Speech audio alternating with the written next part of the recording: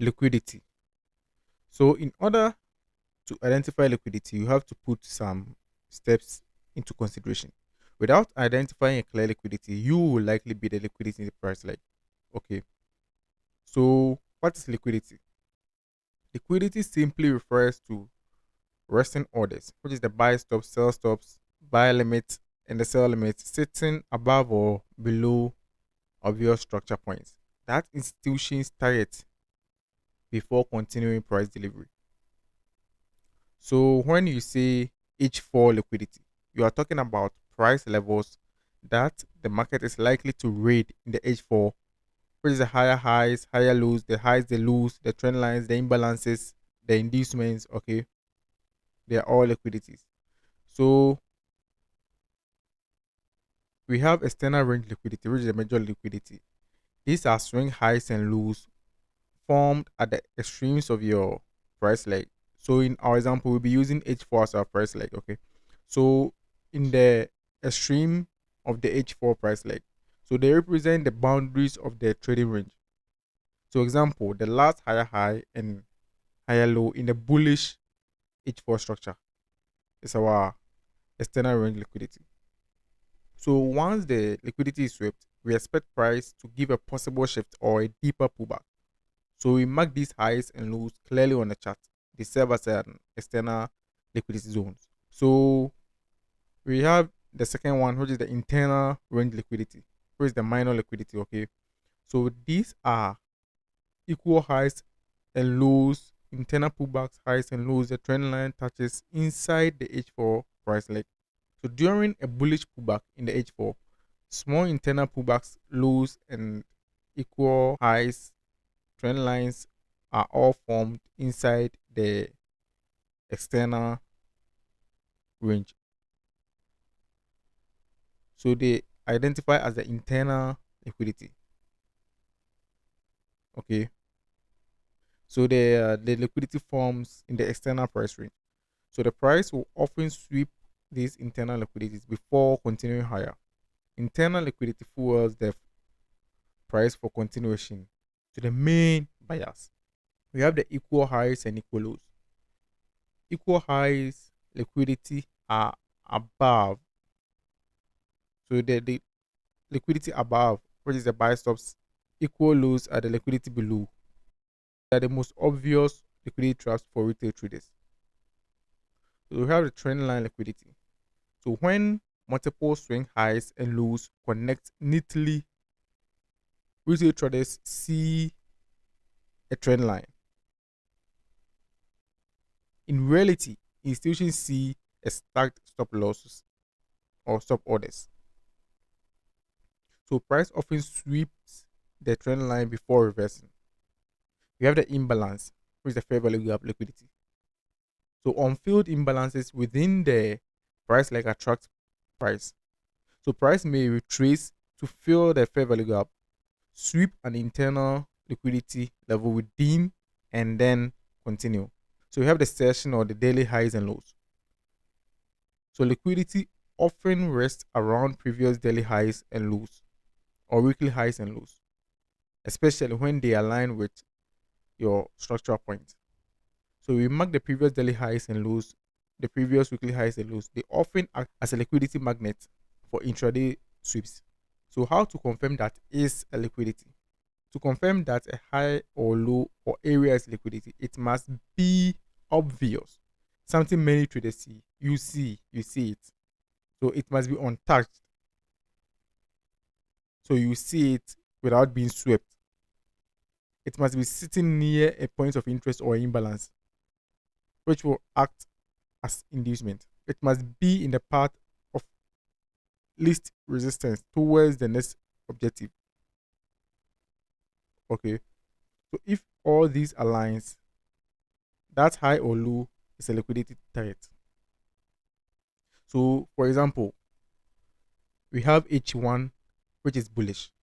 You mark the most recent swing low, which is the external liquidity. Okay. Inside that H1 price leg, you see inducement, equal lows, and a trend line. which are all internal liquidities.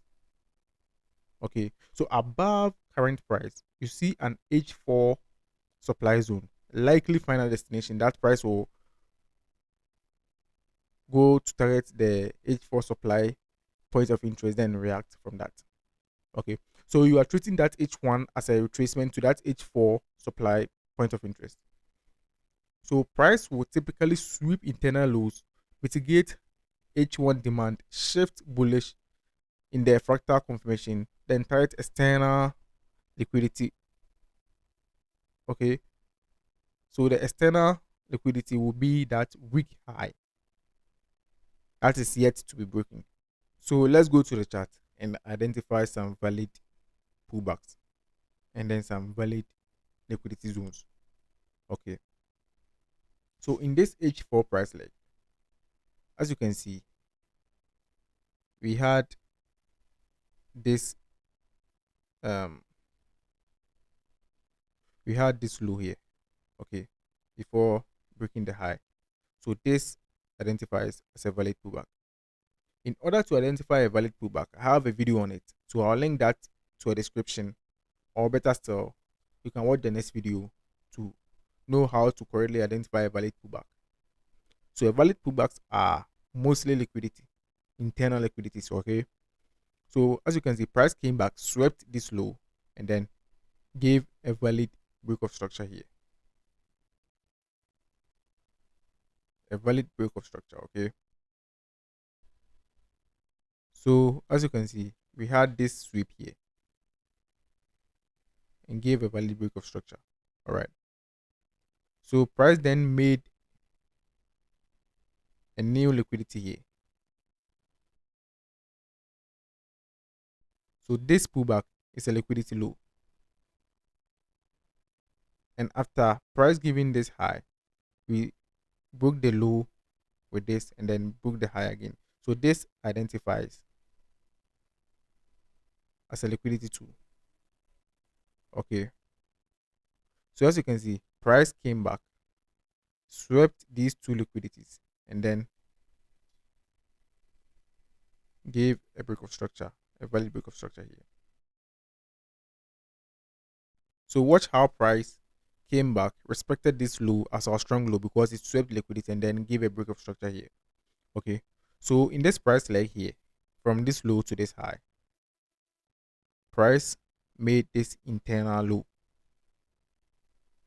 Price came back, swept this internal low liquidity. Okay. Swept the internal low liquidity and then gave a change of character here.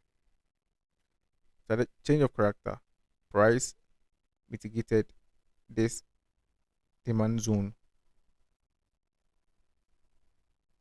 and then couldn't break above, but we got 1:4.5 reward here.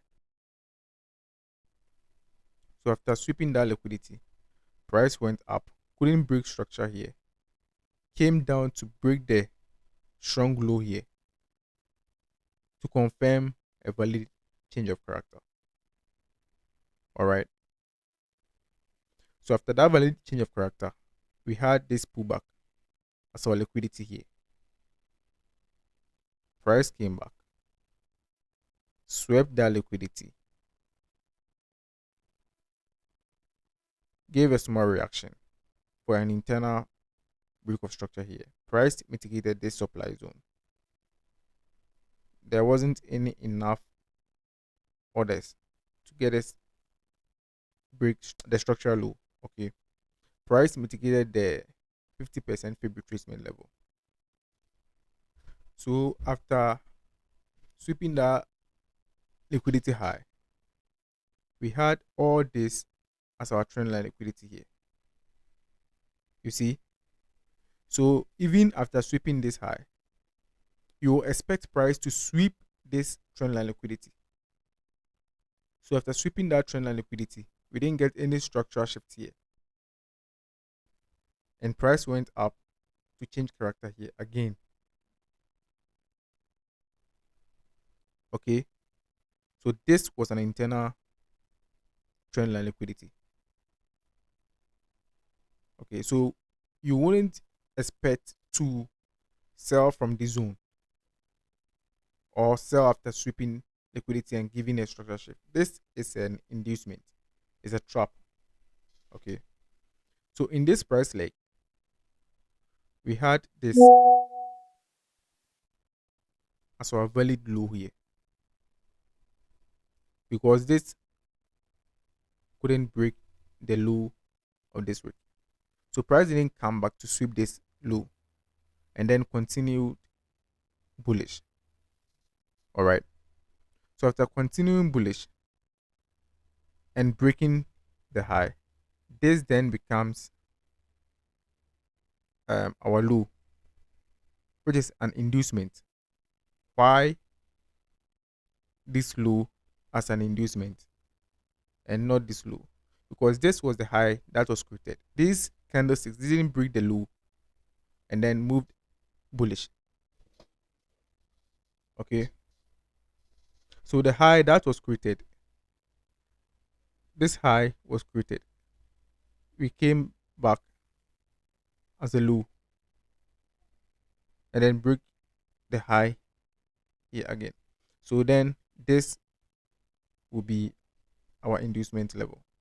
So price came back, swept that internal liquidity, and then gave a valid break of structure here. You see, price came up, didn't close above this level, came back to sweep the liquidity and close above. All right. So in this price leg, the liquidity was resting here. Okay. Price swept that liquidity, didn't create another break of structure, but came back to give a change of character here.